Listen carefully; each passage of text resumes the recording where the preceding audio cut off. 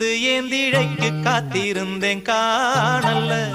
மணி 7 8 ஆன பின்னும் ஊரடங்கி போன பின்னும் சோறு தண்ணி வேணும்னு தோணல்ல என் தெம்மாங்கு பாட்ட கேட்டு தெங்காத்து ஓடி வந்து தூதாக போக வேணும் அக்கறையில நான் உண்டான ஆசைகளை உள்ளார பூட்டி வச்சு ஒத்தேல வாடுறேனே இக்கரையில